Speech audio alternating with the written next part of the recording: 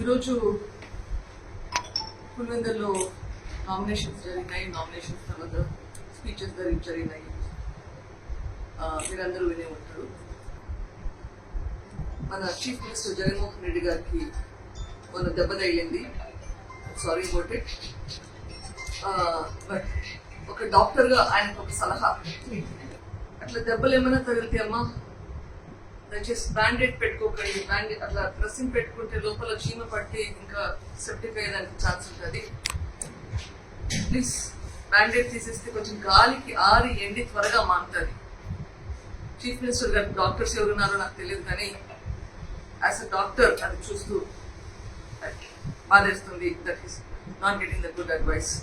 So request the chief minister not to put the band-aid or the dressing.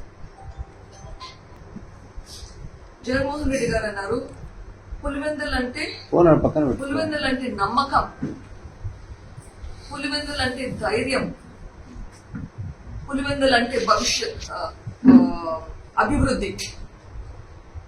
నమ్మకం, ధైర్యం, అభివృద్ధి. I totally agree with him. నేను ఒప్పుకుంటాను.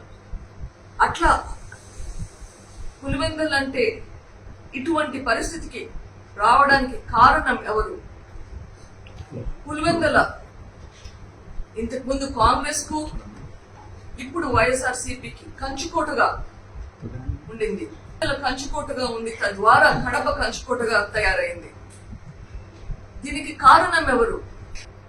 1978 నుంచి వైఎస్ రాజశేఖర రెడ్డి గారు, వైఎస్ వివేకానంద రెడ్డి గారు పడిన శ్రమ, కష్టం దీంట్లో ఉందా లేదా? వైఎస్ రాజశేఖర రెడ్డి గారు, వైఎస్ వివేకానంద రెడ్డి గారు వాళ్ళిద్దరూ కలిసి ఒక జతగా పనిచేశారు. వాళ్ళ మధ్య మంచి అండర్స్టాండింగ్ ఉన్నింది. రాజశేఖర రెడ్డి గారు స్టేట్ లెవెల్లోనూ, వివేకానంద రెడ్డి గారు పులివెందుల కడప చూసుకోవడంలోనూ వాళ్ళకి క్లారిటీ ఉండింది. పులివెందుల్లో ఏ ఇంటికి పో, ఆ ఇంట్లో ఉన్న సమస్యలకు ఎప్పుడైనా వివేకానంద రెడ్డి గారిని ప్రశ్నించలేదా? ఎప్పుడైనా వాళ్ళ వివేకానంద రెడ్డి దగ్గరికి వచ్చి వాళ్ళ ప్రాబ్లమ్స్ గురించి ఎక్స్ప్రెస్ చేస్తుంటే వివేకానంద రెడ్డి అవైలబుల్ గా ఉన్నాడా లేదా? ఏ ఇంటికైనా వెళ్ళండి, రాత్రైనా పగులైనా ఎప్పుడైనా ఉండేవాడు. అట్లా కొన్ని దశాబ్దాలుగా కష్టపడి పనిచేస్తే ఇక్కడ ప్రాంత ప్రజలకి వాళ్ళ అవసరాలు ఏమో అర్థం చేసుకొని గ్రహించి అది సాల్వ్ చేయడానికి, ప్రాంత ప్రజలకు పర్సనల్ ప్రాబ్లమ్స్, ఈ ప్రాంతానికి ఏమేమి అవసరమో అవి అన్ని సాల్వ్ చేయడానికి కృషి చేస్తే ఈ శ్రమతోటి పులివెందులకి ఒక కంచుకోటగా తయారైంది. దానివల్ల వాళ్ళకు పులివెందులు అంటే ధైర్యం, పులివెందులు అంటే అభివృద్ధి అని చెప్పగలిగిన స్థితికి వచ్చింది. వైఎస్ రాజశేఖర రెడ్డి గారు ఎమ్మెల్యే, ఎంపీ, చీఫ్ మినిస్టర్ గా ఉన్నారు. వైఎస్ వివేకానంద రెడ్డి గారు పులివెందుల్లో సమితి ప్రెసిడెంట్ గా ఉండి, లయన్స్ క్లబ్ గవర్నర్ గా ఉండి, ఎమ్మెల్యేగా ఉండి, ఎంపీగా ఉండి, మినిస్టర్ గా ఉండి ఎన్ని పనులు చేశారు మనకందరికీ తెలిసిందే.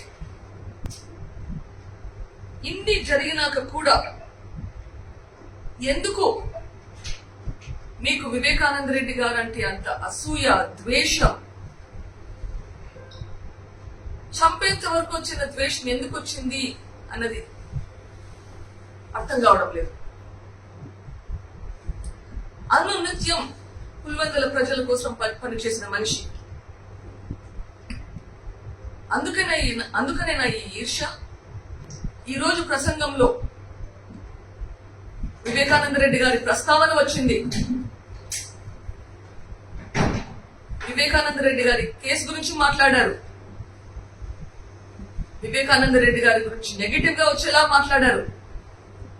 మీకోసం ఇంతగా కృషి చేసి, పనిచేసి, రాత్రి చనిపోయే ముందు వరకు మీకోసమే కృషి చేసిన మనిషి మీద మంచి మాట కూడా గుర్తు రాలేదా మీకు చెప్పడానికి? ఇంకా ఏమంటే ఆయన ఆశీస్సులతోటే మీరు పిలుస్తున్నారంటారు. ఎందుకు ఇంత ఈర్ష్య, ఎందుకు ఇంత ద్వేషం? ఎంత ఈర్ష, ఎంత ద్వేషం. మనం ఉండేది డెమోక్రసీలో, ఇది రాజుల కాలం కాదండి. వారసత్వం అంటే తండ్రికి పిల్లలు ఎవరు వారసులు అని. రాజ్యాంగం ప్రకారం ఈరోజు ఇండియాలో కూతురైనా కొడుకైనా ఈక్వల్ డిస్ట్రిబ్యూషన్